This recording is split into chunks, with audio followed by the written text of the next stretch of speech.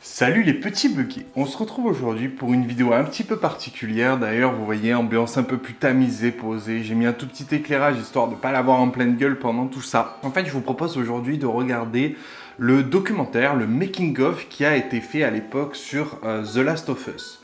C'est vraiment un making-of que j'ai adoré regarder. Je l'ai déjà vu 2 fois. La dernière fois que je l'ai vu, c'était il y a genre 2 ans en arrière. Je vous propose qu'on le regarde ensemble dans cette vidéo, mais je vous propose aussi une solution alternative.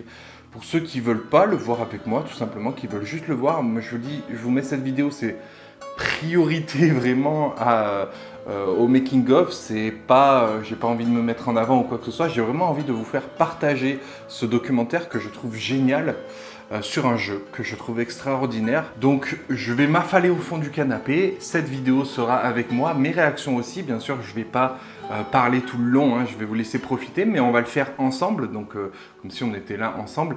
Et si vous voulez éviter justement d'avoir ma tête en haut à gauche de l'écran et de m'entendre parler 2-3 fois, n'hésitez pas à rejoindre dans la description un lien où j'ai mis simplement la vidéo, comme ça vous pourrez profiter du making of dans des conditions que je vous impose pas forcément. Voilà, c'est au choix, donc on va profiter et regarder de ce documentaire ensemble et j'espère vraiment que ça va vous plaire. D'ailleurs, n'hésitez pas à commenter et à mettre les petits timers des moments que vous commentez, comme ça pour moi c'est plus simple de checker les moments, les instants qui vous ont fait réagir, parce que j'ai envie de connaître votre retour sur ça. Je rappelle qu'il va y avoir un making-of aussi de God of War qui devrait être tout aussi intéressant et c'est aussi dans cette continuité-là et dans cet état d'esprit que je voulais vous montrer celui-ci qui se trouve difficilement en français. Moi, je l'avais récupéré à l'époque, c'était il y a longtemps, hein, en français. Enfin, il n'est pas en français, hein, il est en anglais sous-titré français, mais très rare à trouver, je pense. Enfin, du moins, je ne l'ai pas retrouvé, donc je suis bien content de l'avoir et je vous le partage aujourd'hui. Allez, c'est parti, on se plonge dans l'ambiance The Last of Us.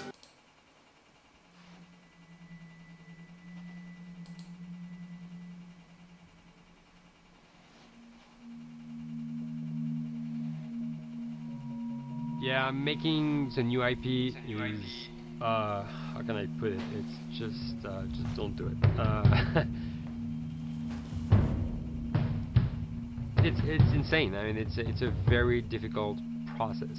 You have more questions than you have answers, especially when you come from like you've been making Uncharted 1 and Uncharted 2, just kind of like now like things are going, you just kind of like good momentum, and then suddenly that momentum like just drops, stops. C'est incroyable, c'est juste l'ambiance est énorme. To create a new IP, and you're gonna fail over and over again, but that's what it takes. New IPs are really hard. They're hard because you don't know what's fun yet. You're building new tech, new AI, establishing new characters, new art, all this. You don't get that controller in your hand for like 6 months to a year. You don't know what it is yet. I remember like ages ago coming on the project and what are the infected going to do? Like, what are they going to do? They're going to behave like this. I'm like, okay, we're like trying to imagine what's going to happen. Fast forward like 4 months, they don't do that at all because it didn't work, right? It's hard mode, right? Like, it's game development on expert. There's a big thing about making a game, right? Which is a game has to be fun. You get your first build where everything's working. You got player mechanics. You can walk around the world. You can shoot. You can melee attack people. You've got the AI in there. They're very intelligent, very difficult, and it's totally not fun because they snuck up behind you and murdered you in a second, and there was no way to figure out what was going on. We're making a game, by the way. Hey, James.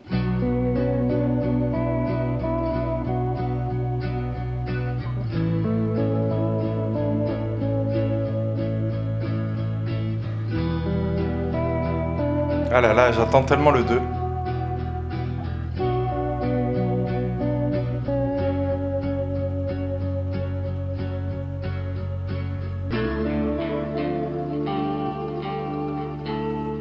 The company has grown quite a bit since I started. I think I was the 12th employee or something back when we got started, but we've tried to stay true to those smaller studio roots. I've been here for 16 years. There's just no reason to leave. I just like the environment here. It's very non-corporate. I think the way we work on Dialogue is kind of special because we don't really like hierarchy or bureaucracy, and no one is really just just a manager here. Naughty Dog has a very flat structure. We pretty much all report to the co-presidents and the game directors. I always tell people when we hire them, just like, my job is going to be able to trust you, and that's what I want. I want just to give you something and you go with it, and I know it's going to get done. We believe in iteration, we believe in collaboration, and we believe in the people making the game working directly with each other. When we have designers and artists, animators all mixed up, anybody that's working on the same tasks, the same characters, the same areas, put them next to each other so they can communicate a lot better. We don't have a lot of meetings because if you need something to get done, you just walk over and you talk, and then you go back to your desk and you finish it up.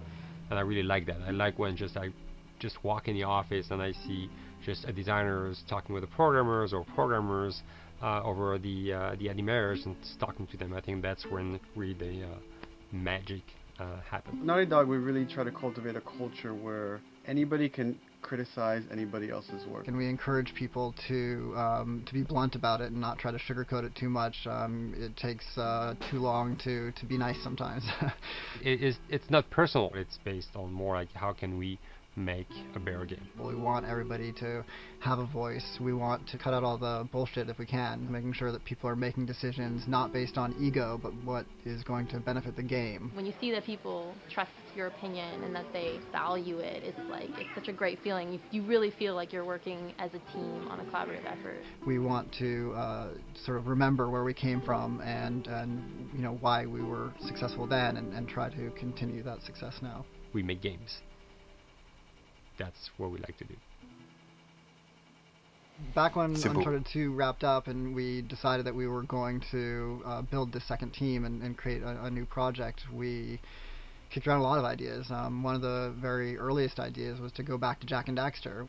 It's really near and dear to us. We really love those characters in that universe, and we think that, you know, there are some interesting stories still to be told there. We started to realize that it was not going to do justice to the franchise that the fans had fallen in love with. It would be shifting it so far in a new direction that we felt that that effort would be more justified in developing a new IP. Neil and Bruce came to Christoph and I and said they wanted to do a post-apocalyptic game. I think the core essence of what they wanted to do, though, was to try to tell a story about two people and how their relationship evolves over the course of the entire game. That potential, oh wow, there is something very special about that game. That this is going to be polished, like you're not sure if it's going to work or not, and you have doubts, and like, should we be doing a game like that? Should we be doing a first-person shooter? Whatever, like you ask yourselves all those questions. And, you know, the creative director and the game director are the core of the team that have to really see eye to eye. That's why you have that balance between like Bruce and Neil's gonna try to push the just the story and the characters, and Bruce is going to try to push that with just the gameplay as well. And so it's kind of like those guys are just trying always to find the right balance between the two. It's a very delicate process. We feel that the interactive medium has an untapped potential to touch the feelings of the player. You have that connectivity, the fact that I'm actually in the world and participating in what's happening on the screen in front of me gives us some sort of advantage to make you feel connected with what's actually happening. At Naughty Dog, that's what we're trying to do, is pair story and gameplay together. If we can make you feel like you're actually with these characters on that journey, and you're invested in those stories and those characters, then you're feeling, in theory, the same thing that they're feeling. As the story evolved and took different shapes and different forms, the thing that was always there was Joel and Ellie. And because of that, everything kind of grew out of that relationship.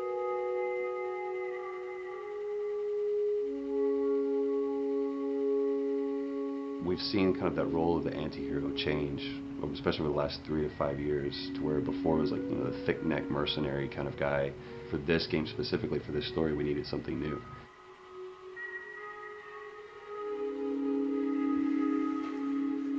The reason we didn't want to make Ellie Joel's daughter from the get-go is because it wouldn't have anywhere to go. Of course, at that point, he'd be willing to do anything for his daughter because that is what a dad would do for his daughter. If they didn't even know each other at the beginning of the story, then we start from scratch. It's almost like the player has the same relationship to Ellie as Joel does. And we could take our time to build that relationship between these characters. And if we do it right, then the player will be feeling that same growth that Joel does. And we're kind of mirroring that emotional relationship between the two.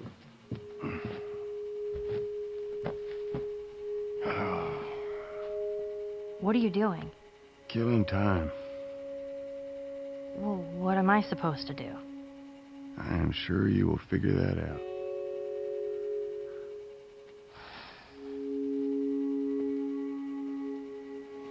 Il a bien vieilli ce jeu quand même. Your watch is broken.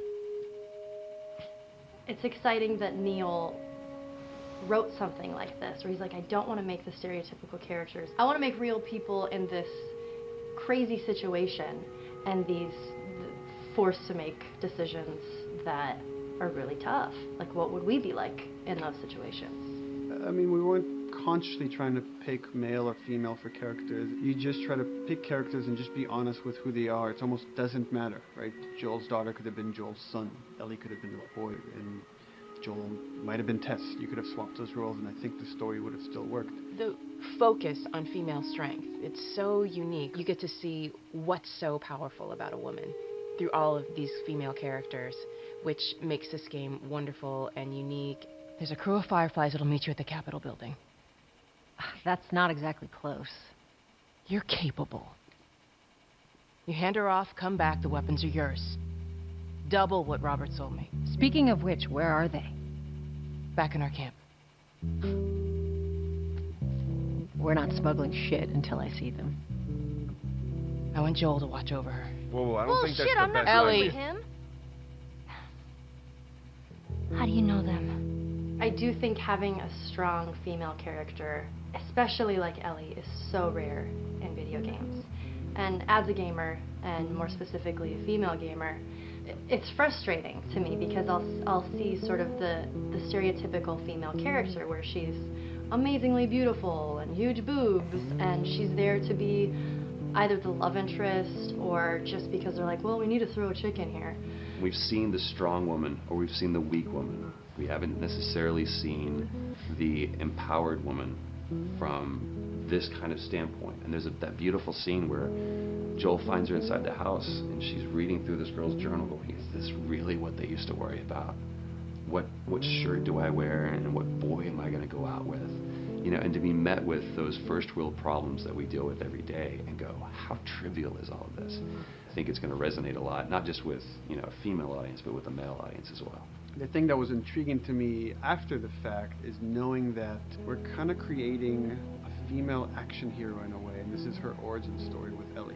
To sort of be such a strong female character that is completely normal looking, regular t-shirt and jeans, and she's 14 and she is still a total badass, is really exciting to be a part of that.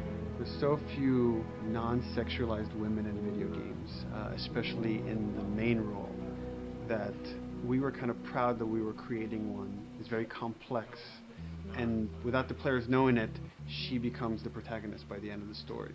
And that's why she's in the front of the box, and that's why we've been promoting the two of them together so much. Who's there?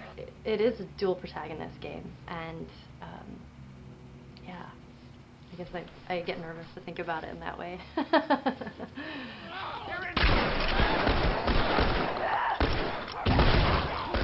We couldn't talk about it. In fact, in interviews we've been lying about, saying you never play as Ellie because it was so important for that to be a surprise.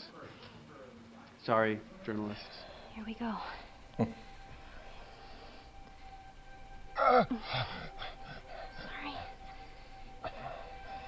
Hold on. That's it. The tone of the game was set pretty early on that we knew that we wanted to make a really grounded story. We knew that we wanted to make the player feel the sense of tension and dread and go through the same emotional roller coaster that Joel and Ellie were going through. One of the things we kind of struggled with is to say, well, if we want to really ground this world and make it so like realistic, maybe we shouldn't have anything that could be perceived as a monster. maybe like by just having an infection that just killed people, and it's all about humans and how they deal with this post-apocalyptic society and how different people decide to survive. Maybe that would be enough. And what we realize is because we're making an action game, a lot of the storytelling happens on the joystick. And once we remove the infected, it's like all of a sudden now we can't tell the story through gameplay of what happened to the world. And that's where we kind of went back and kind of brought the infected back in, because it lets you see, once you're fighting them, the threat that people had to deal with, that otherwise would just be very cerebral and people could talk about it, but you couldn't necessarily experience it yourself. In a novel that might work, in a game for us, in a specifically an action game, it didn't work. And from there, when we start kicking around those ideas, and we're just like, what would be cool just to play? The early inception for it really came from a BBC video we saw called Planet Earth, where they were talking about a cordyceps fungus. This cordyceps fungus gets inside of the brain and controls these ants, and mandibles start chomping, they grow up to higher areas, cordyceps fungus sprouts out, and then it germinates. And essentially uses them to spread its infection and take over whole colonies, sometimes wiping them out. As soon as we saw it, we were intrigued by the idea of, what if it jumped to humans? C'est vrai qu'ils sont dégueulasses quand même, les infectés dans The Last of Us. What would happen? How would people react? What would happen to society? As we're trying to develop the look of the infected, we went through so many different iterations, some that looked really alien and subhuman, some that looked just essentially like zombies, and we couldn't find like an original place for them. But one of our artists just did this kind of photo mashup where he took a bunch of images of diseases or images of fungal overgrowth, and he kind of mashed it all together and he threw it on this person. It was a very iterative process, making sure that the fungus felt properly integrated, like it was part of the body, growing out of the body. And not just fungus growing on the head, but it's tearing the face apart, cleft down the middle, this gaping maw of a mouth with the crooked teeth. And it's in great agony as its humanity and its brain is still somewhat functioning. Maybe you still have some human cognitive abilities or thought process back here. This isn't some decaying corpse on the ground. This is a living thing that's going to be coming after you in the world. The fungus is always the focal point. So you can see from a distance, oh, this guy's infected. I can tell straight away. In fungus, they have these beautiful saturated colors, and we really like that conscious of this something so horrific that it's going to like stop at nothing, its relentless force of death, and yet elements of it are beautiful. It's not just about gore. It's not just about everything about it being scary, because to us it's actually scarier when things on it are somewhat benign or somewhat beautiful. It was evident that we were onto something that was quite a bit different and something that we hadn't really seen before, which was eerily human but very disturbing. And it seemed so creepy and so unique that right away we gravitated towards it, and it's like, this is our base infected, everything should kind of come out of this look.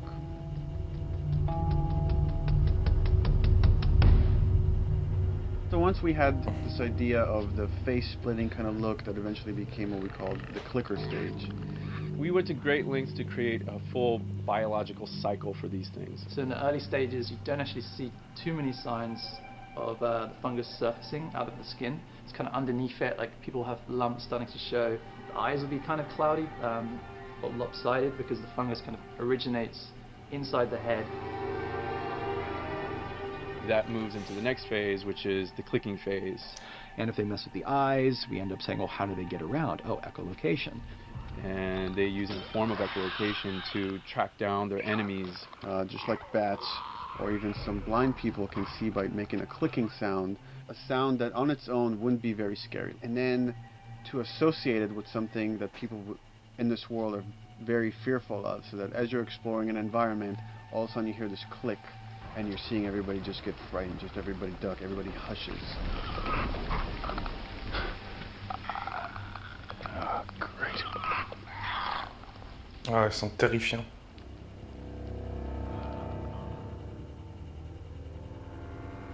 The bloater is the most severe of the stages.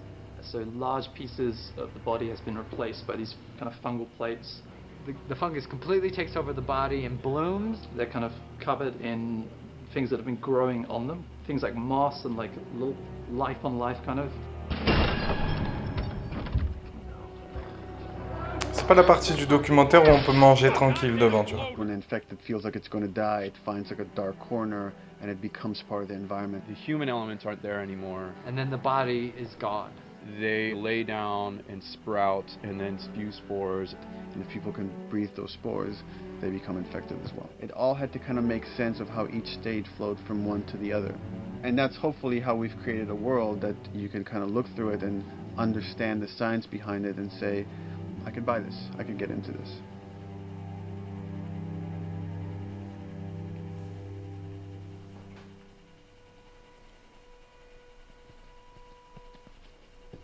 Mandatory evacuation. Evacuate to where?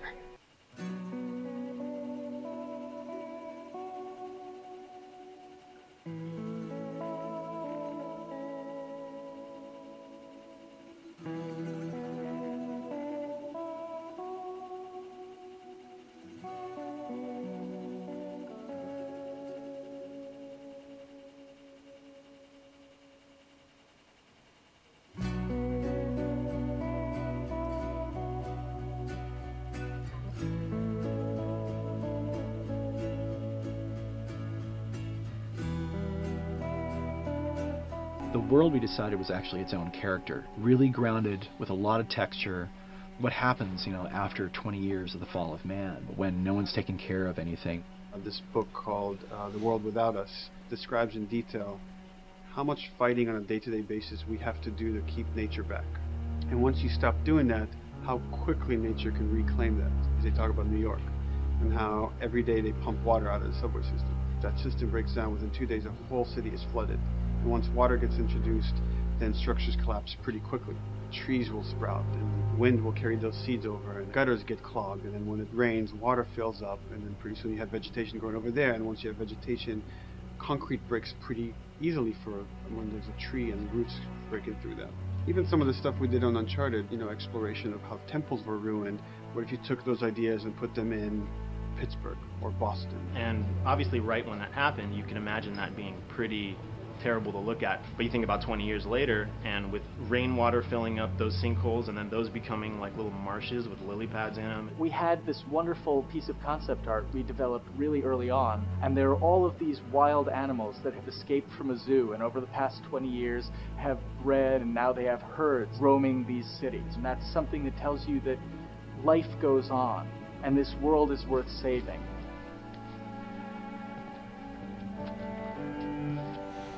Ah, cette scène, elle est folle. There's something really pretty about nature reclaiming its domain once we are gone. So fucking cool. We have another level of OCD, of the logic goes into some of these environments. Water damage seeps in, but then that creates some little moss growing on the floor, or a tree radiates energy from its base, and that over time starts to melt the snow around it. And that's the reason why you'd see those like rings of leaves showing through in the snow. That gives it that extra, believability. This is pitch art. I'll try to start with an idea that conveys sort of the feel of the environment. Something like this, very brushstrokey, very painterly. You can see not a lot of detail, just energy and conveying a mood. This is sort of just a conversation starter, and then this would be more of an actual space. So you start talking about, is this too tight of a space right here? Would the player even fit through there? Do we even want to include water? Those are conversations you start having a little bit later. And then it usually needs several more passes back and forth in order to be tightened up to be the experience that you would see in the final product. So, dude, I was actually trying to figure out right here, there should probably be some dead foliage. It might be cool to see some of the dead stuff around the edges of the green, or like even spilling out into the street. Maybe what we do is, in some of these areas, we use it as like a transition to form from the actual concrete to the side of the building, so like they're almost sitting on top of a bed of dead foliage, like that really rich kind of like orangey brown color. Sienna or something would be nice. Something real cheddar. That's how you know you're done. The end product often ends up being stronger because that bouncing back off somebody else gives you a result that maybe you wouldn't have even thought of in the first place. All right, here's the bridge. That's our way out of here. As far as concept art goes, definitely the ultimate goal is just helping everybody as much as possible. Me and the background artist will work together. I'll often just go to them because they've got like a really, really good like visual imagination. At some point, you came in almost like flat on. So that's kind of good because the bus station is right in your peripheral view, and you're probably going to enter the bus station. You're probably not going to get lost. But it doesn't at all utilize this cool architecture here, like the bus station sign. Like that's a really distinctive silhouette, and it's a really interesting sort of architectural detail. So we changed the entrance. Look at that. Another city, another abandoned quarantine zone. I think it's a better composition anyway. It's not so like symmetrical. And I think that was done so that this sign read better. If you didn't see the white bus on it, you might not know it's a bus station. So I think that helps. Everything we're doing in the environments is relating back to what you should be feeling in the story or what's happening to these characters. So is that everything you hoped for? Jury's still out. But man, can't deny that view. Come on, this way. When we first came up with Ellie and Joel, we had this idea in our heads of who they would be, but we didn't necessarily know the voice. It took us a while to find our Joel, but for Ellie, I think Ashley was the second or third candidate to walk in, and right away we knew. Yeah, you know Why what? are you so scared all of a sudden? Because I'm a coward, okay? So just get your shit. Let's get at it. Damn it. I'm not like her, you know. What? You think I'm gonna end up like your daughter?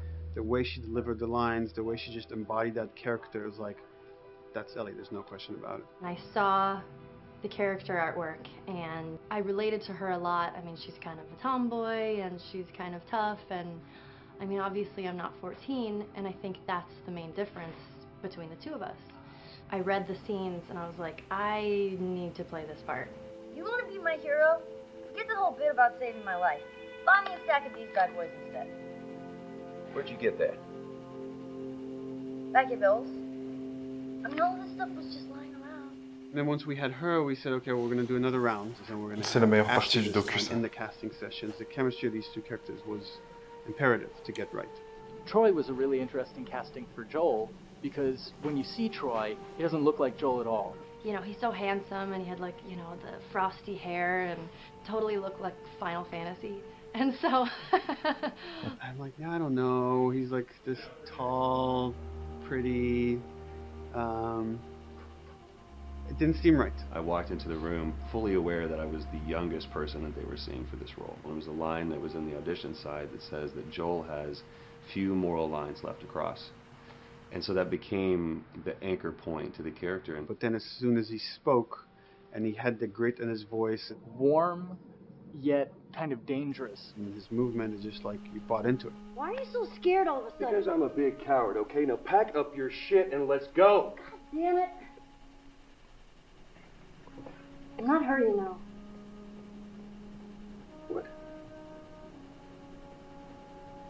You think I'm gonna end up like your daughter? Lily, you are treading on some very thin ice right now.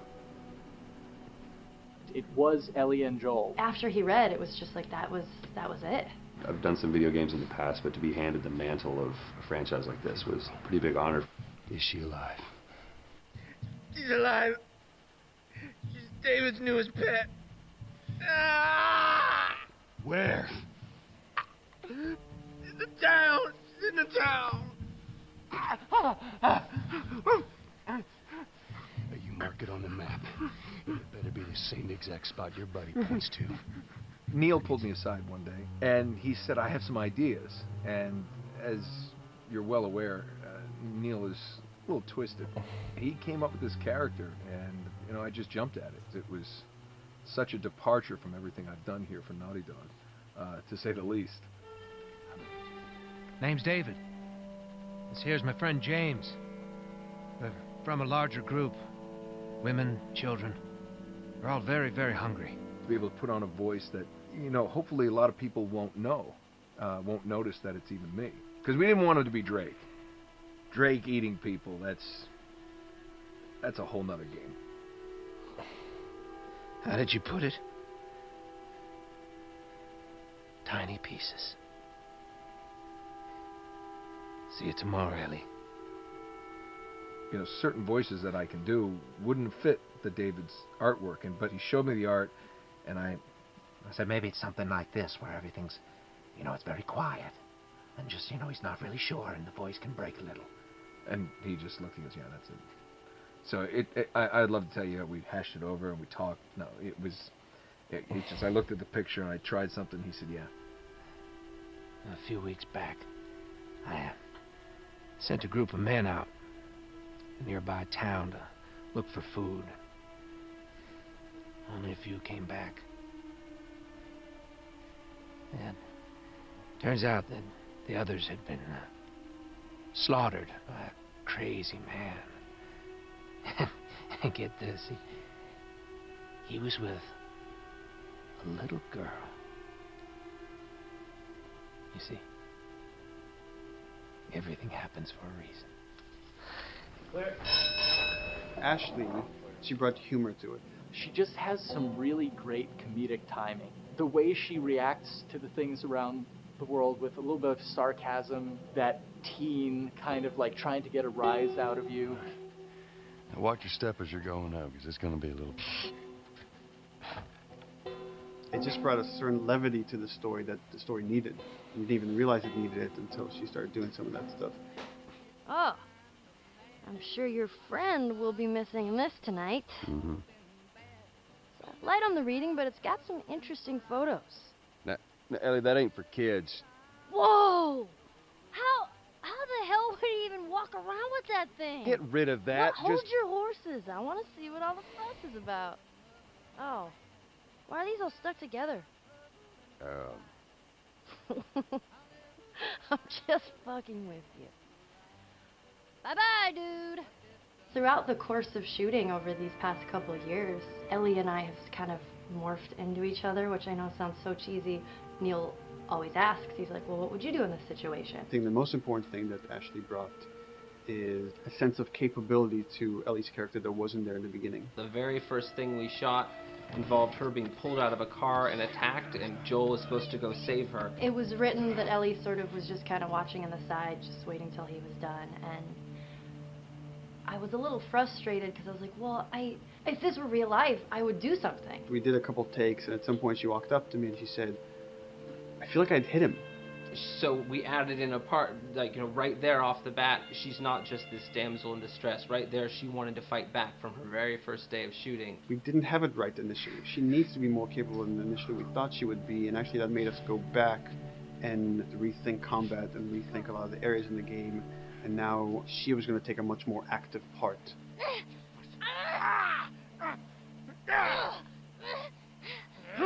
Anything that requires, a lot of body movement, we do with the actors on the mocap stage, and we try as much as possible to use our actual principal actors, use their body motion as well as their voice. We capture it all at once there on the stage. Having the actors perform as well as being recorded at the same time was imperative to get an accurate performance, because every time you split up the performance in any way, you lose some of that magic where they did a gesture or they delivered the line a certain way, and those things have to be in sync, or there's just something subconscious that's like off-putting about the performance when you don't do it that way. You are treading on some mighty thin ice here. I'm sorry about your daughter, Joel, but I have lost people too. You have no idea what loss is. Everyone I have cared for has either died or left me. Everyone fucking except for you. So don't tell me that I would be safer with someone else, because the truth is I would just be more scared. It gives you the most authentic, most realistic performance, because you're actually there, not just making your own choices, but making your own choices based on the other people that are involved in that scene. So you get this truly natural approach to things, and it shows up. It's like theater in the round. You can do anything from any angle, and the smallest, most subtle thing we'll be able to pick up. There's no place to hide. So you have to be as prepared as possible, because you have no idea which moments they're going to use. There are these little improv moments and little nuances that you get that probably isn't scripted, that just comes out of play, while they're performing.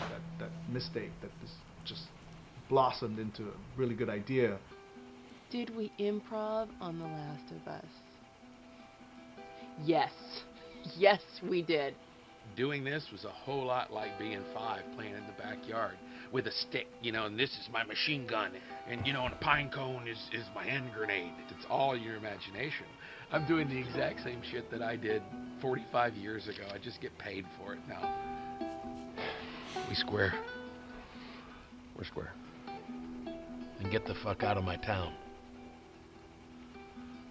I don't do a lot of voiceover work, so for me it was nice to be able to work off of your other actors. I can't imagine it working any other way. I'd never done mocap before. I didn't know what to expect. The suits were crazy. Yeah, the suit gave me wedgies. Like, deep wedgies that I had to pick out with my middle finger. Too much information. Just how damn sexy I look in a motion capture suit. I look like 10-pound of sausage in a 5-pound casing in that thing, man. Once you get past the fact that like everybody else and you look like weird clown people with these little dots and stuff, once you like give over to that, it really was pretty easy to make it just feel like you're in the moment and in the scene. So everyone that was on this is a slam dunk. This isn't just another gig to them. And that creates a really cool energy for people to really start experimenting and playing jazz. Floor is yours. Action.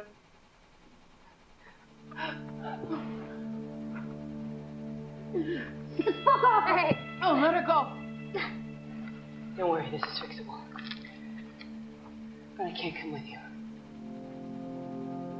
Well, then I'm staying. Ellie, I want Joel to watch over. Oh, no, no, no. Oh, shit, I Ellie. will. Start to. I could just take her to the North Tunnel and wait for me there.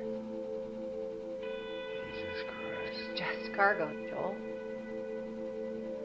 How do you know them?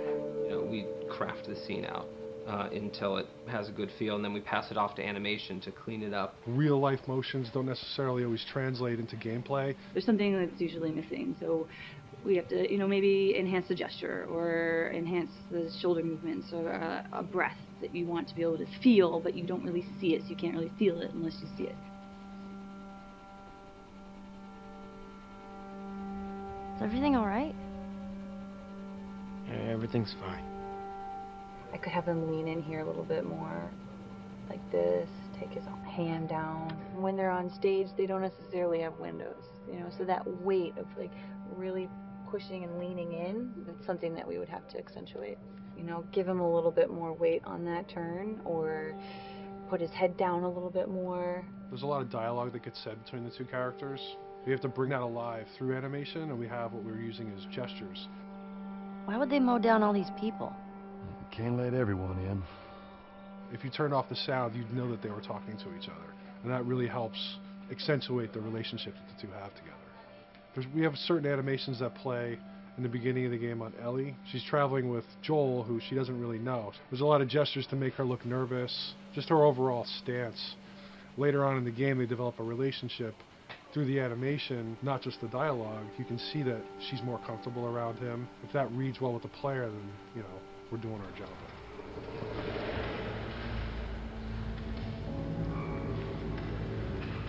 You want her to look scared when she gets a gun. You want her to look scared of the gun. See, if she's gonna aim, she wouldn't be like super trained aim. She would be more like some scared. But at the same time, it needs to look cool and feel cool to the player that plays. It's really just these little tiny details that we're doing, and it's coming across. It's working out well. We don't do facial capture, we don't track eye movements on stage, it's just the motion capture data. Everything that you see on the faces is hand keyed. As you can see, this is all of her mocap data. And so when I'm doing something like this, I go back and forth to the performance that she was giving, and I watch just this section over and over and over again. So this is our default. That's chaud. I can make everything super extreme and make her all squinty and angry, turn her frown down. I can open her mouth, stick her tongue out. It's listen, watch. Okay, where's her mouth at this point? Like, is it open? Is she making like a grimace? About Tess. I don't even know. Here's how this thing's gonna play out. You don't bring up Tess. ever. In fact, we just keep our histories to ourselves. We shoot all of it to just get the body motion, and then we'll do a second pass with the cameras. The scene's playing back on an overhead projector, but it's also playing back on a monitor that's attached to my rig.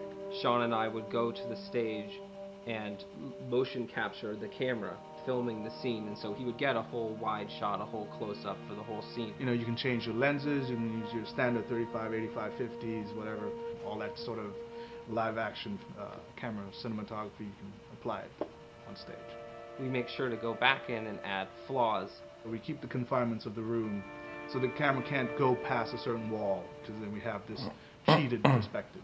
If the cameraman bumps into the wall, we keep it.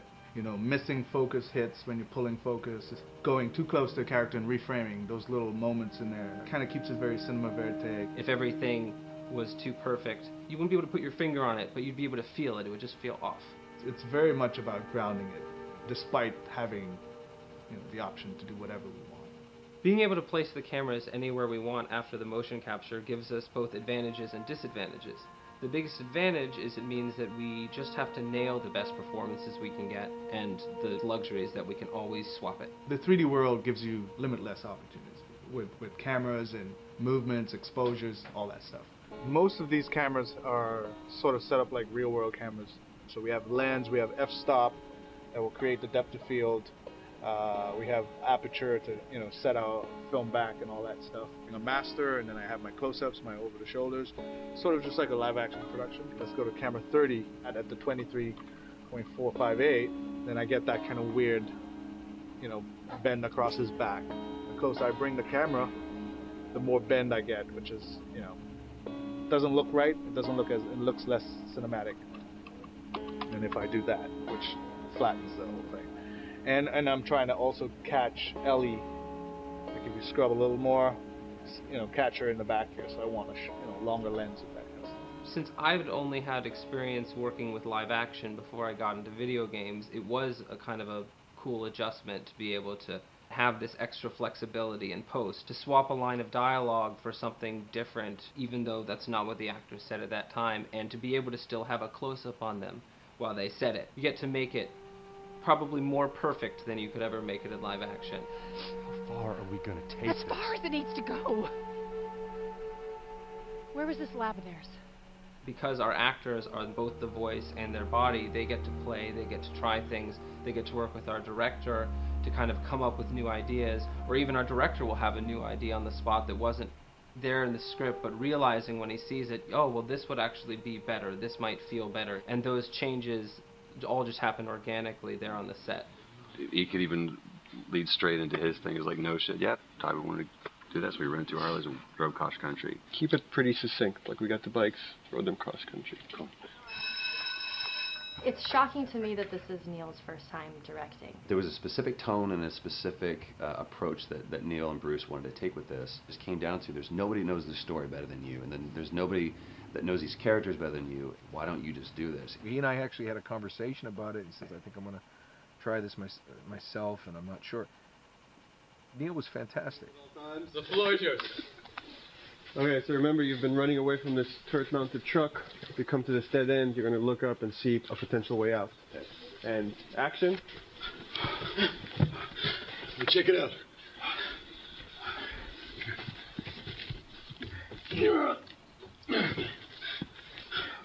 I mean, his writing is honest, and it's dangerous, and it's natural. And I love his economy of words. He doesn't hit everything on the nose, so it leaves it open for you to interpret and bring some nuances and things like that. The entire process is collaborative, but really it's led by Neil's willingness to change and flow and decide something doesn't work, you know, fix it right there in the moment. And it is something that's very foreign to the way that TV and film is done now, where everything has been micromanaged by the time you get it to the table read, and no one wants you to change anything, and everything's very precious and has been rewritten with notes from 20 people in suits, and you can't do that just anywhere in entertainment these days. Yeah, I want to make sure. I think I swung too far over to this way, and now it's a little bit of making jokes about it. And I need to bring it back to center a little bit. There's one scene in the game where we see Joel not as a ruthless survivor, but as a father. I knew from the very beginning that he was going to lose his daughter. And regardez bien cette scène, c'est Neil, like, when that day comes for us to shoot that, I need a heads up. About a week before, he said, it's time. We're going to do that scene. I was like, okay. Because I knew that I was going to have to go to this place that you don't really want to go to as an actor. You want to find some aspect of reality that you can empathetically draw from, you know? Troy and I were both kind of just like walking around for a while and just kind of getting into the zone, and well, my grandpa died when I was 8.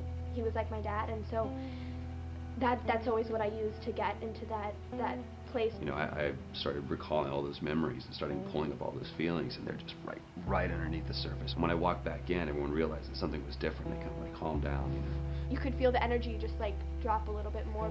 It was brutal. I lose my shit. I mean, just completely break down. Don't do this, please, God, no.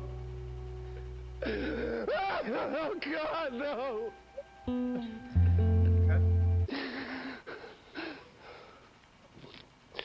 The soundstage was deathly still. That was the first take, and I felt really good about it. And it's like Neil said, okay, let's do it again. So you do it again, and automatically you feel like you're manufacturing because you're trying to go back to that place, and you know you're in that actor nightmare of, you know, trying to get back to that reality. And we go through it again in 5th and 6th and 7th take, and I'm just exhausted. I'm crying between takes, and I'm looking at Neil going, this is really, really hard. And finally, after like the 8th or 9th take, he said, all right, I think we got it. I was like, oh, thank God. And I went outside, and I was just jacked up for the rest of the day. I mean, a wreck emotionally. But we got it. Then 2 weeks later, he calls me. And he says, so we need to reshoot a scene. I'm like, cool, what scene are we doing? And he just looks at me. I said, dude, don't do this to me. And you can either at that moment throw your hands up in the air and say, fuck this, and walk away. Or you can say, okay, this is an opportunity to get it more right. I'm like, okay, all right. You don't think you got it? I'm going to show you that you got it. We've got it in the can. And so we go through it again, and it just feels fake, feels artificial.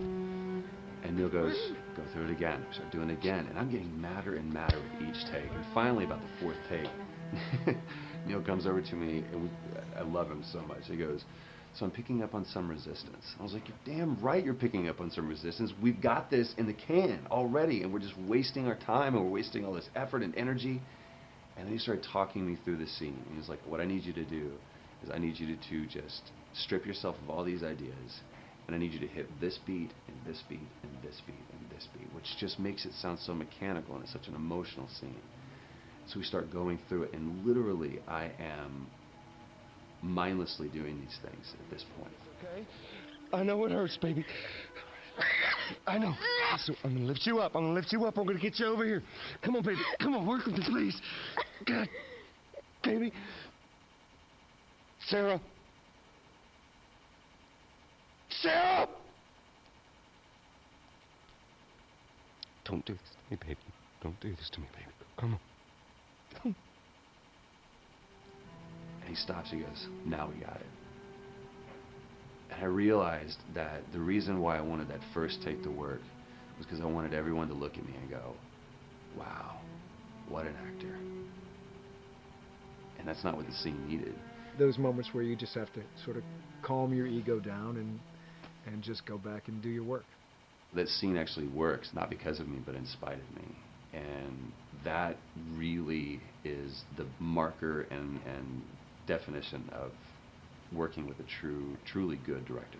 There are many like it, but this one is yours. Why don't you have a seat?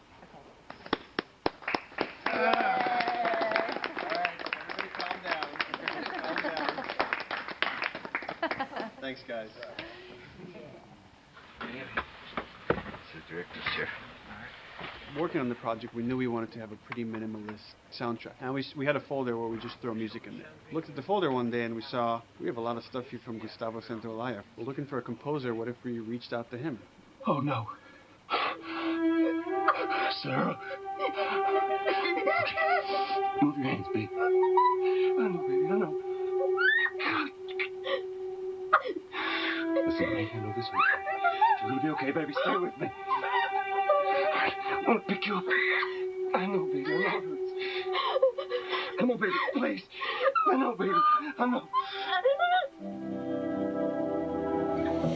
Ça m'a mis les frissons.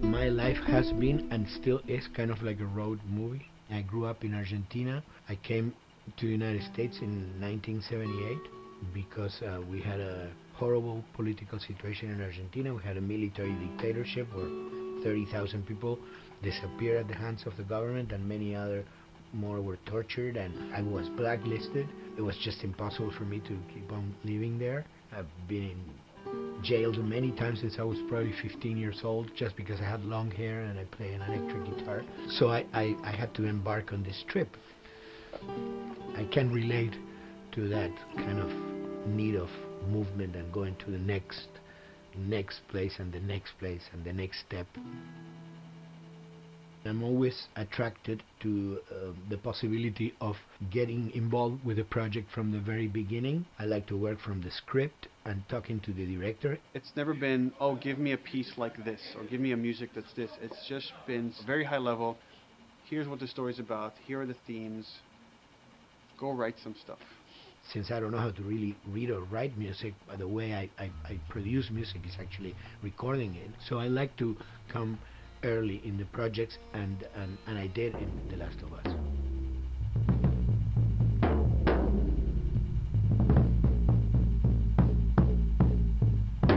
One thing that was fantastic from the very, very beginning was the freedom I had to try and to do whatever I felt could work, you know. As the story was still being written, you could listen to this piece of music and just get a sense of where this needs to go tonally, because the music was still inspiring the story. So that was the great thing of having the music written so far in advance. You know, at the beginning, I was going really out with some things, and sometimes some of those things were the ones that they loved the most, you know.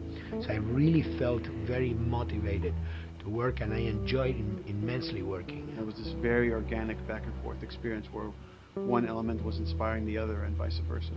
I needed to go into some more dark places, more textural and not necessarily melodic.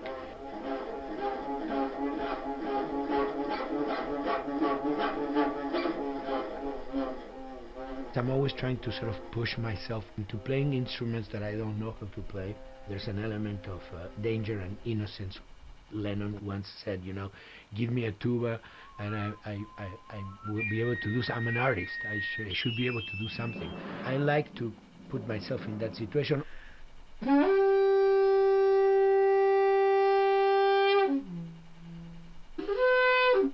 So these are just PVC pipes still in construction.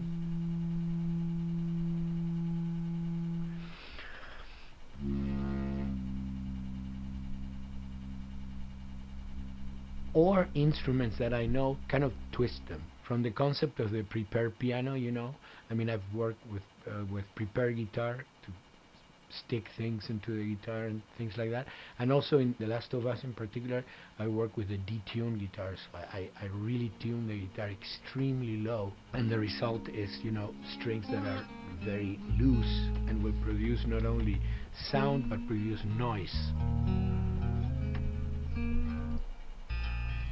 Because I believe, you know, every environment has its own sound. We have in our, you know, small studio, we have actually the possibility to record almost anywhere, including the bathroom, and we have done some fabulous recording, especially in the kitchen. When you score to picture, which is something that I don't do, then you know what you're going to expect.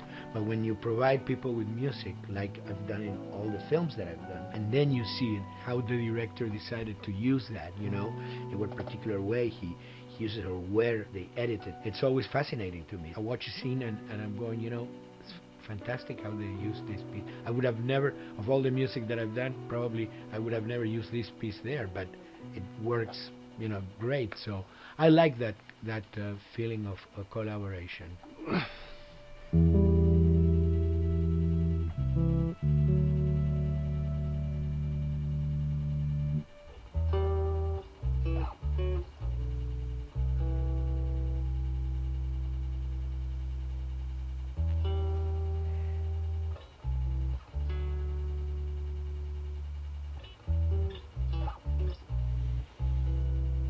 Il est fort, hein, les musiques elles sont dingues aussi.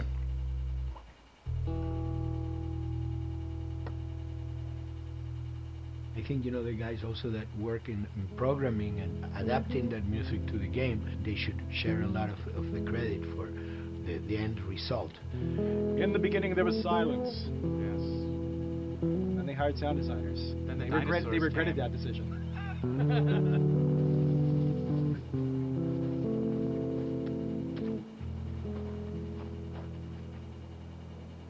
Hold it steady. Ha! Got you! In a much quieter environment like that, we really had to fill out the soundscape with much more natural sounds, much more detailed, delicate sounds. The tension comes from the lack of sound, in a way. Your brain is thrown off because we're expected to hear buses and crowds. All of a sudden I hear wind and leaves rustling. Again, it's creepy and beautiful at the same time because it's almost like I'm going on a hike, but I'm in a downtown area.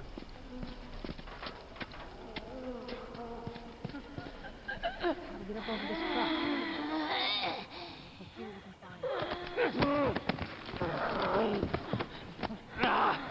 So Neil, I mean, we were going through the iterations, so he just did not want, like, yells and screeches and what he called, like, you know, kind of witchy qualities, like cackling witch. He didn't want anything like that. It was a little bit of a head scratcher to figure out, okay, how do we make it sound human but not human? Yeah.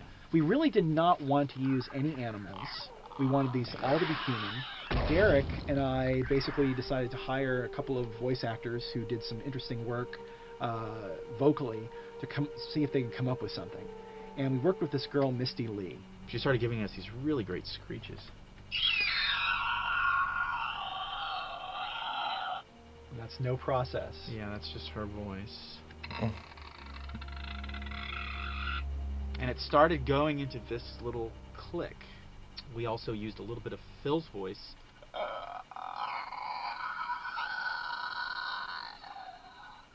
We've combined that also with an occasional Derek.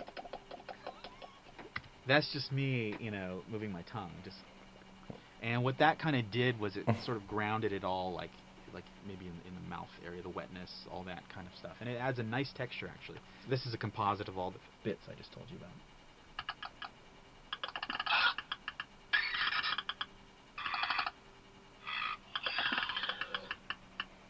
Sounds like a Snapple bottle. Oh, the lid? Like the lid, yeah. Hey, that's a good idea. Fuck, where were you guys like months ago? Why didn't we think of that? Why didn't we think of that?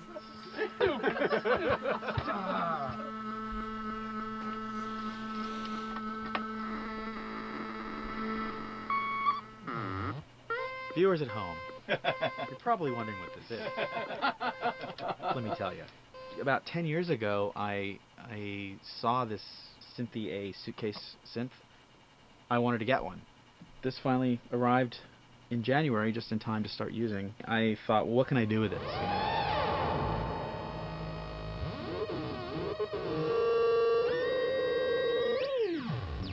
In Lakeside, there's a whiteout that happens, and this thing has a noise generator, which gives really convincing wind sound.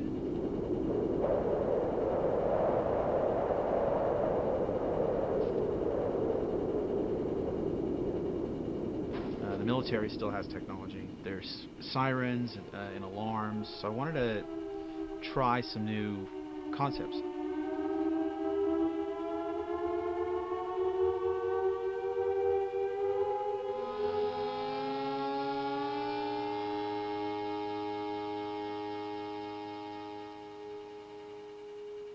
Man. What? Nothing, it's just... I've never seen anything like this, that's all. You mean the woods? Yeah. Never walked in the woods. It's kind of cool.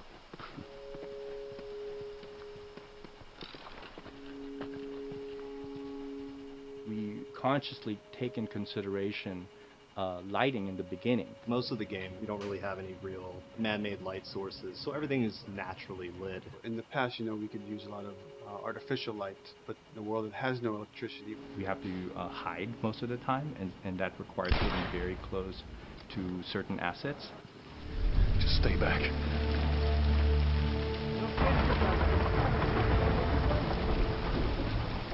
Otherwise, scanning. Detail's expensive, and if you build up too much of it, you end up running into technical problems, right? Your engine slows down. When the frame rate goes down, everyone can bring up the profiling tools and see which parts of the frame actually cause the drop of the frame rate. This is the profiling tool. These are all the SPUs. Here's the GPU, and then here's the PPU. You can see, like, here's the main process, and here's all the sub-processes, and you can see, tells you, like, how many milliseconds and cycles it's taking. The programmers are whiz at modifying this stuff and realizing, oh my god, why is this thing so big? We're taking 10 milliseconds on this thing, and then that's when they come over and find somebody and hit them over the head with a club and be like, why are you doing this? I love, we put the 30 frames per second goal because that's what we shoot for. Someone nicely put the 60 frames per second goal. It's like, yeah, we're not going to hit that. Lighters usually can come up with different lighting setup that still looks great, but is less costly in terms of performance. Did you talk to the character artist about her hand? So her face is getting a lot of spec, but then her arm is just like bone dry. You think something we can tweak in shader? We'll have to send back to character team Michael to take a look. I can play with the lights and see if that's creates more like spec. Yeah. I've never ever focused so much on lighting and how much sensitivity there is to that here. One of the first lighting scenarios I had to do was like 7 a.m. like overcast. And I'd like wake up early and like take photos with my phone. What color are the shadows? What color is the light? It is a master's course unto itself of how to deal with ambient lighting because I've never had to use it so much. Man, this is kind of sad. What is? All this music that's just sitting here. No one's around to listen to it. I don't know. It doesn't seem right. All the characters cast soft shadows onto the environment. Even when there is no direct sunlight or no direct light sources, we still have nice fuzzy shadows. When you're walking down a hallway and you see your soft shadow goes along with you projecting on the wall on the environment, that make everything look real.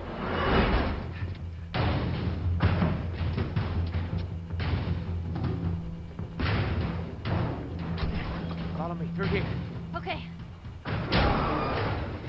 The flashlight brought a whole new spin on it. So some of the environments end up being really, really dark, and you need the flashlight to get around. Give me your hand. We want to have the environment be really dark, but also at the same time have colorful surfaces that are sort of hidden, so when a flashlight hits one of those, it bounces off onto the ceiling. If you shine a light on a red wall, it will bounce the red lighting on the whole environment. And it's very difficult to do, very expensive, but we did it. Everything should have a bounce lighting, otherwise the world is gonna feel dry and unrealistic.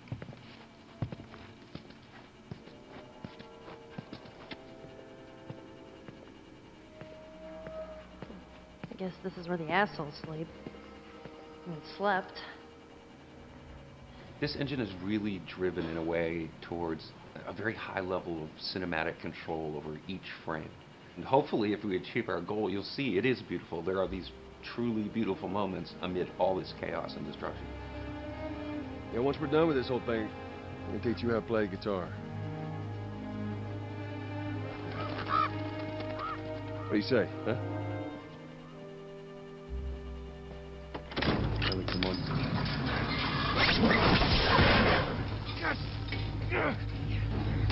I got you. Damn it, Bill. What just happened? One of Bill's stupid traps. There, that fridge, it looks like that's a counterweight. Okay.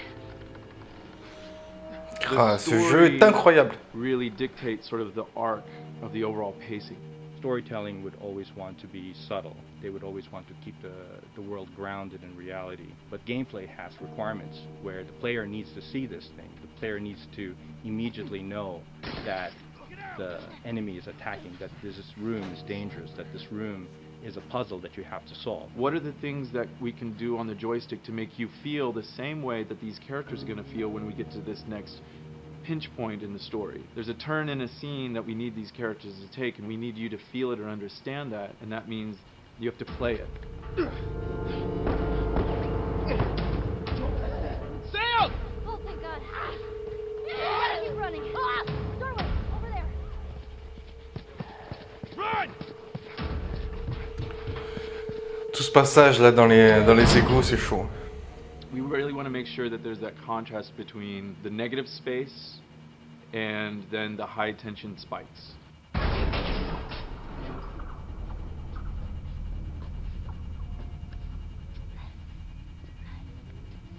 A lot of times we won't play music, or we'll play very minimal music just to let you know kind of the state, whether you're still in stealth or combat has broken out. Hearing someone's footsteps or hearing a person breathing on the other side of the door has so much tension to it. You hear that?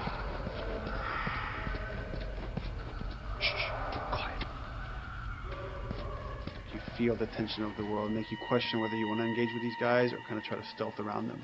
That's another reason why we don't have traditional cover in the game. You smoothly move around everything, contextualizing with the environment, but you're never locked down. We want the player to, with that crafting system, with the scavenging system, with all of the abilities available to them, to constantly be moving around and changing as the moment arises. Gameplay is all about, I have a limited set of tools, and how am I going to use those tools and those limitations to overcome this obstacle in front of me. And that obstacle might be infected, might be another class of humans that wants to kill me for a bottle of alcohol in my shoes.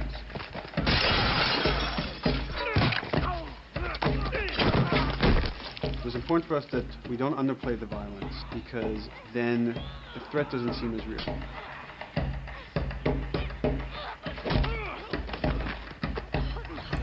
Et cette scène là où tu vois Ellie avec le curseur de la vie qui descend, tu te mets à tracer en disant putain. Medium to tell Dingue, stories. We want to treat it as equals to books or comics or TV or movies. This is subject matter that would not be considered out of the ordinary to tell in one of those other forms of entertainment. Fucking hunters. See, this could have been us. We wanted you to buy just the desperation of these people and why they're behaving this way, because it's so brutal. And at the same time, we didn't want to make it so over the top, stylizing it, so then it doesn't become as real. It was important for us actually to hit that middle ground where it's kind of disturbing. That glint that's happening on that curvature, it'd be good if there was a way that we can guarantee that from this angle we're seeing it. But really it's flat. overall too bright and opaque. Yeah, looks like paint. Yeah, see, the blood on the ground works really well. It's something about the other shader is messed up in this environment. We got to fix that to unify the look. Shouldn't make you giggle or laugh or any of that. You should be kind of appalled by what you have to do, but you understand why you're doing it.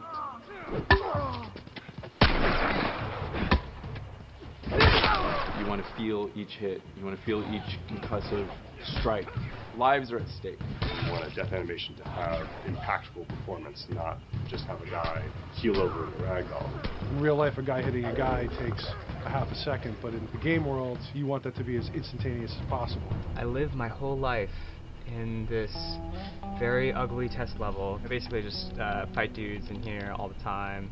Almost every move is divided between like an intro and a swing. And one of the many things I have to end up doing is like counting frames and being like, okay, on frame 18, I want you to get out of here. I want you to be able to start moving.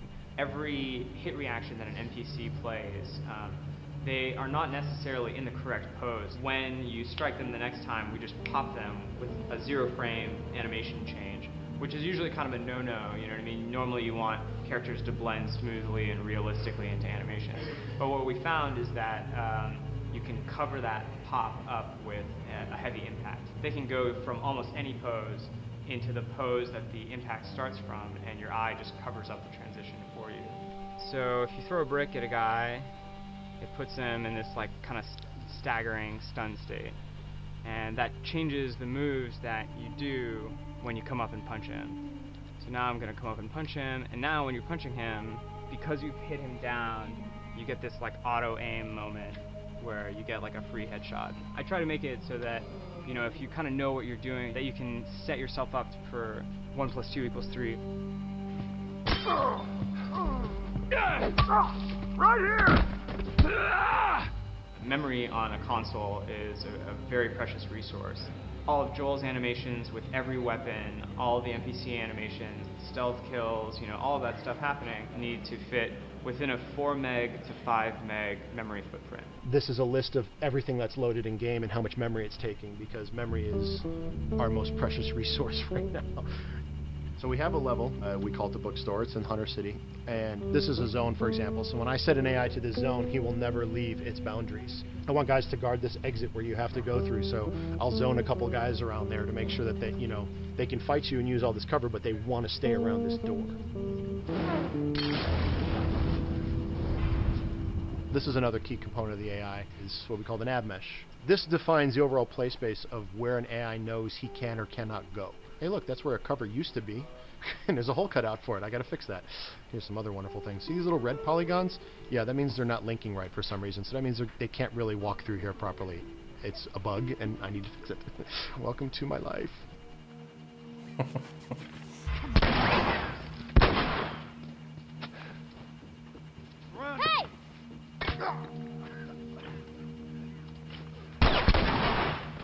If you look at a lot of games, NPCs are usually only alive for, you know, a few seconds before the player ends up shooting them and then they're dead.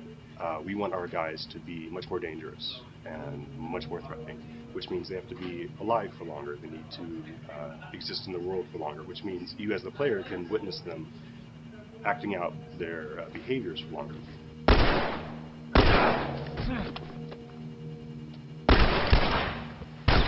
So we've been working really hard on our AI systems. Back of the box, biggest bullet is going to be like AI.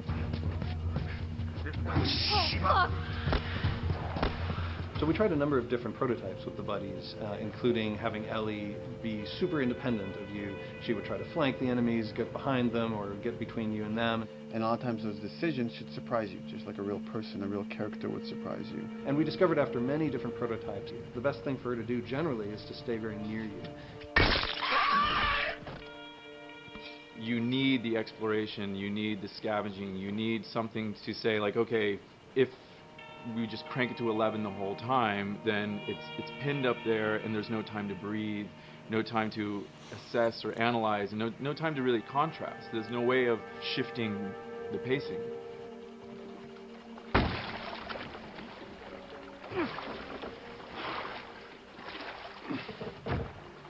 Puzzles are really weird, especially like Naughty Dog puzzles. I think they're very simple and satisfying. Most of this puzzle is strict exploration. You can see the ladder here, you can see the pallet there, you can see a clear route up to the ladder.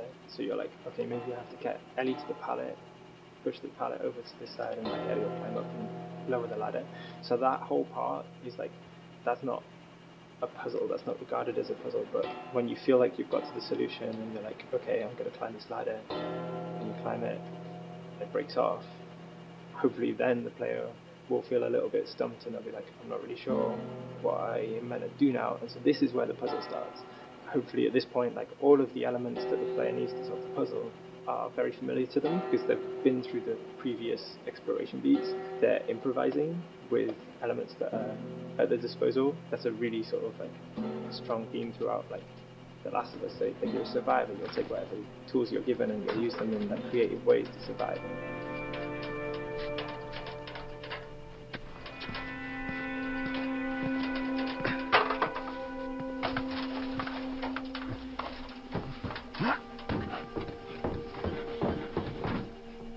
We set out to create something kind of new to Naughty Dog, this crafting system. Our lead designer, Jacob Minkoff, he got this book of like the survivalist handbook and homemade munitions and all sorts of funny stuff. Just start reading about, okay, if I was just wandering around in a collapsed society, this world, what stuff that seems like I could find? Alcohol and sugar, you know, if you want to make a smoke bomb. It's difficult to balance the right amount of resources against what you think the player's going to need and making sure that the player feels like they're getting just enough to survive, but not too much that they feel like they're a powerhouse.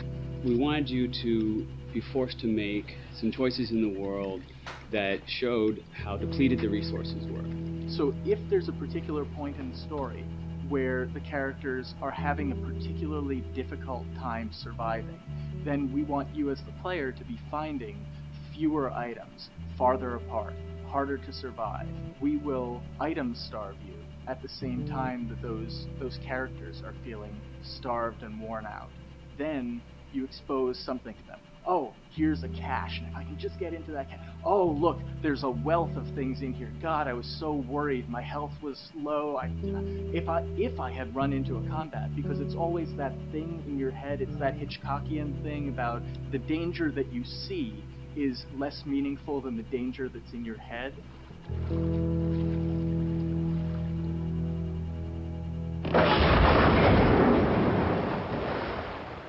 When we're designing the levels, it's nice to have the stuff that we know people are going to encounter. We kind of call this some of the critical path stuff. These are the things that 9 out of 10 players are going to find. They're right in the way. It's where you have to go. And then whenever designing a level, you want to have that little nook and cranny, right? You want to reward the player being like, oh, you went over here. And then you also want to have that other second nook and cranny. The player is supposed to go place a ladder here and climb up through the rest of the hotel.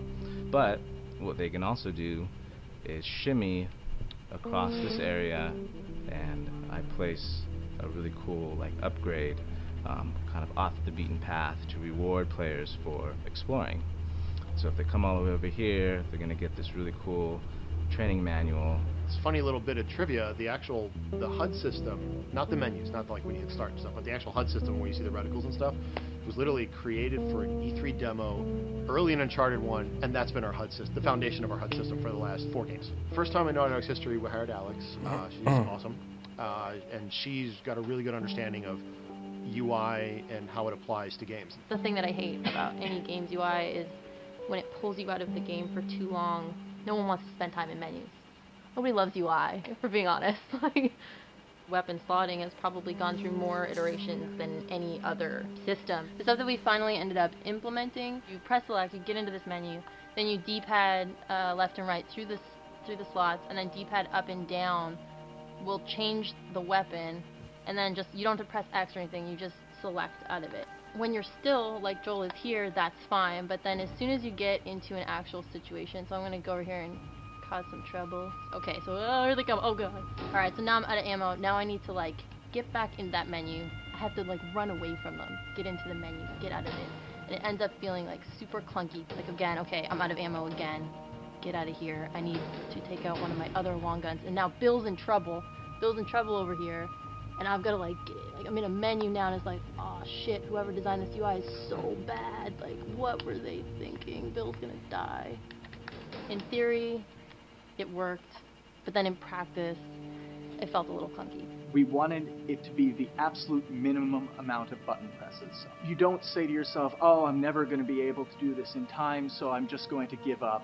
I'll die, I'll restart, let me try again. You want to always make the player feel that there is a way to survive. They can just do this fast enough. And what's going to go in now, if you just left, right, D-pad through this stuff, you swap out your guns, between long gun and short gun. If you're now on this gun and you were to hold X to pick your gun.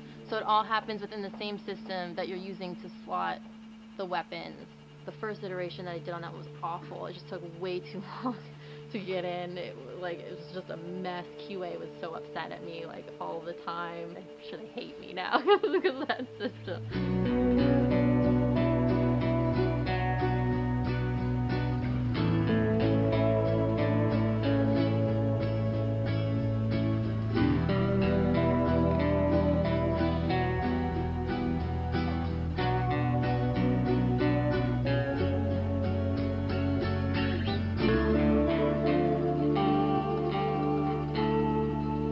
I think the way the industry is kind of maturing and changing in general, you're seeing a lot more focus and importance on refinement and polish. So having internal QA really helps.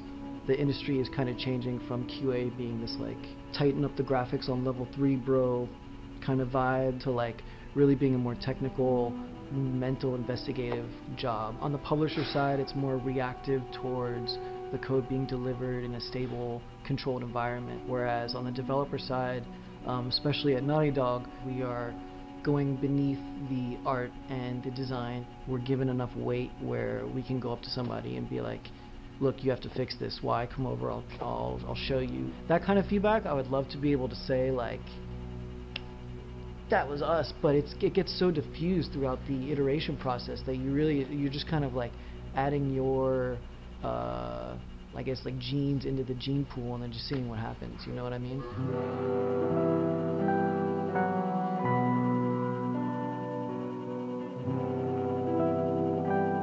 Everyone's working all the time now.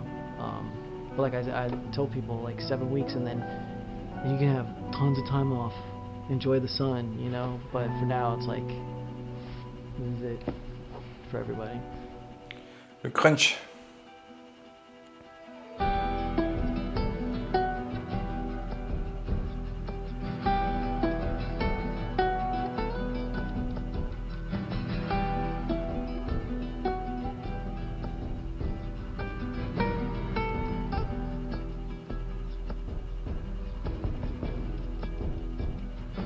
Crunching is part of making games.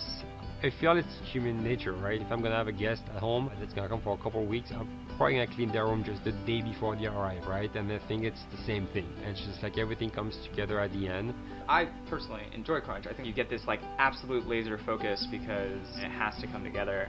There's a camaraderie that also comes There's a camaraderie, totally, yeah. The vibe is everywhere, you know what I mean? Everyone's kind of like giving it 150% at this point. We're getting there, right? You start to get these glimmers, and I don't think anyone who doesn't make games realizes how late in the process you get those glimmers. 1 week before we shipped that press demo, we're all like, this kind of sucks. What's going on here?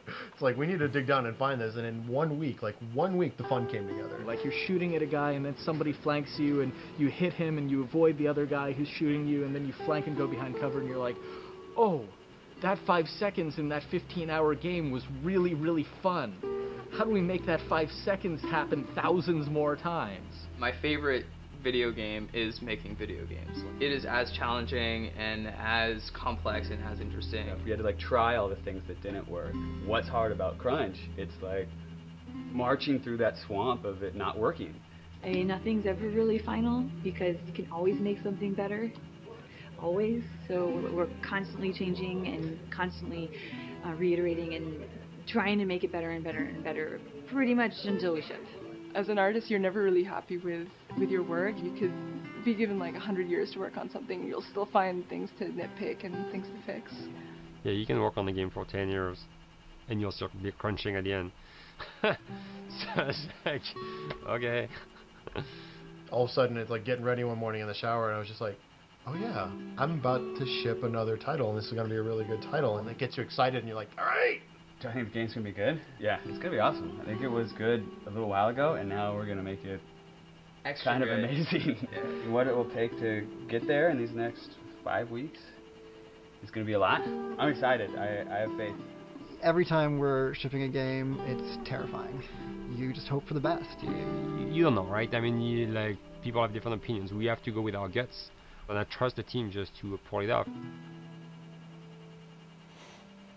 Le crunch, ils le traduisent de charrette dans le sous-titre. We sweat a lot and we worked a lot and we all went home tired, you know. But I think that's what's you're going to see that on the screen. I think it's going to pay off. Ellie. Ellie. What? The ladder. Come on.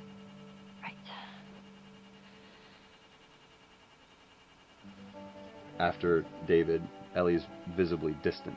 You could have done a cutscene to show, hey, you're being very distant, and she's not responding, but to also do that in gameplay, to where it's something that you've done just countless times throughout the game with, you know, let me boost you up here, get the ladder, bring it down so we can do this systemic thing, and the character responds with that, and you have to actually go over to her and go, hey, come on, the ladder, we've done this, let's do this.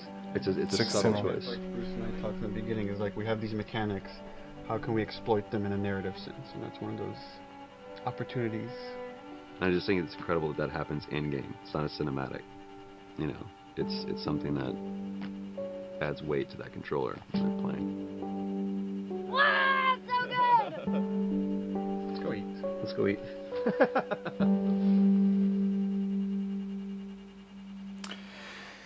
Et merci pour la traduction. Voilà les petits buggés, c'est la fin du documentaire. Comme je vous l'ai dit, il est vraiment très sympa, très intéressant. On apprend plein de choses, on voit un peu l'envers du décor et c'est très très très intéressant, surtout sur un jeu qu'on kiffe comme The Last of Us, et je doute pas que vous le kiffez aussi. Tout le monde kiffe ce jeu, c'est normal. J'espère que ça vous aura plu. N'oubliez pas de mettre vos petites réactions en commentaire, ça me ferait plaisir de les lire. Et puis moi je vous dis à la prochaine pour une prochaine vidéo. À plus, ciao ciao.